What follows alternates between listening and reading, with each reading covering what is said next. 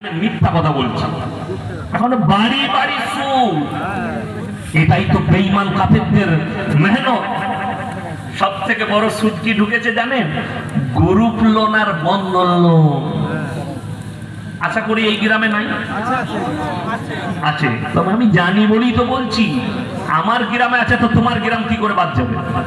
প্রত্যেক গ্রামে আছে।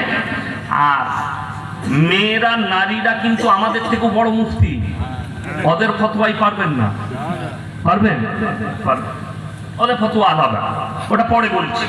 যাই হোক, তো সুদকে আল্লাহ হারাম করলেন, ব্যবসাকে হালাল করলেন। আপনি নিলেন কোনটা? হারামটা, হালালটা বাদ দিয়ে দিলেন। সকালবেলায় উঠে আপনি ডোমকল বাজারে 4 বস্তা আলু বিক্রি করেছেন, দুপুর পর্যন্ত, জোহর পর্যন্ত 4 বস্তা আলু বিক্রি করে আপনি 500 টাকা রোজগার করেছেন। আল্লাহর কসম, হালাল টাকা।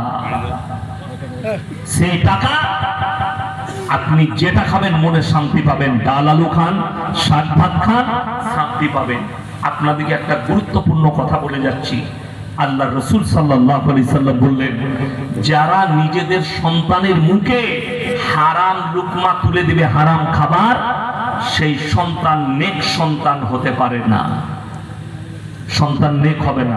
আপনি চেষ্টা করুন, আমার সন্তান শাক ভাত খাক, আপনি মারা যাবেন, আপনার বেটা গর্ব করে বলবে যে পুরো কুচিয়ামুড়া গ্রামে কোন বাপের বেটা বলতে পারবে না আমার বাপ কারুর মেরে নিয়েছে কিংবা হারাম খেয়েছে। আমার আব্বা আমাদেরকে কিছু দিয়ে যেতে পারেনি, কিন্তু এত বড় সম্পদ দিয়ে গেছে যে তিনি জিন্দেগিতে কোনোদিন কারুর কিছু মেরে লাইনি, কারুর সঙ্গে কোনো অন্যায় করেননি। আমার বাপ জীবনে হারাম খাইনি, হালাল খাইয়েছে, আমাদেরকে ডাল ভাতটা খাওয়ালেও এটা গর্ব করে বলতে পারবেন। আর আপনার আব্বা কবরে শুয়ে শুয়ে আরামে থাকবে। আর শুনেলেন রাসূলের হাদিস, কেউ যদি 1 টাকা সুদ খায়, নিজের মায়ের সঙ্গে 36 বার জিনা করার সমান পাপ হবে। বলুন নাউজুবিল্লাহ। এখন দুঃখ কি জানেন? মানুষ হক শুনতে চাই না। রাসূলের হাদিস শুনলেন, আখেরি জামানায় মানুষ মিথ্যাকে প্রাধান্য দিবে আর সত্যকে অ্যাভয়েড করবে। সত্যকে আমি নাম করব না জায়গা। 1 সপ্তাহের ভেতরে আপনাদের এই মুর্শিদাবাদ জেলাতেই একটা গ্রামে জলসা ছিল। স্টেজে আমার সঙ্গে মসজিদের সেক্রেটারি মাদ্রাসা ঝগড়া করছে। কি বিষয় নিয়ে? আপনি কেন মেলা হারাম বললেন? এবং তার সঙ্গে যোগ দিয়েছে একটা মৌলবি।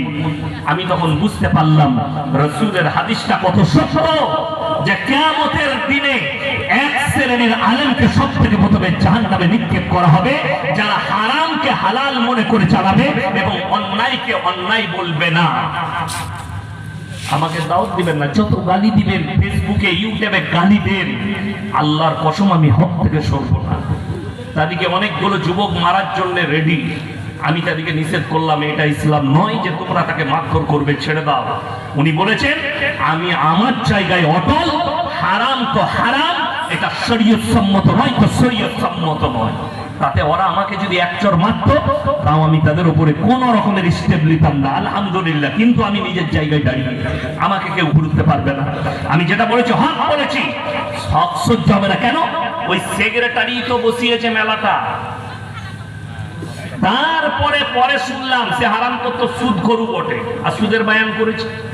এই সকালবেলায় আপনার এলাকার চায়ের দোকানগুলো খোঁজ নেবেন, যতগুলো সুদখোর মাল আছে আমাকে গাল দিবে। ও বাজে বলবি, ওকে বাদ দাও, তাই নাকি বে? কোন মাল কটা? সুদখোর কটা। ইমানদারির সঙ্গে বলবেন। একটা দিলাম। নাম্বার 2, মদ পান করা হারাম না হারাম নয়? হারাম।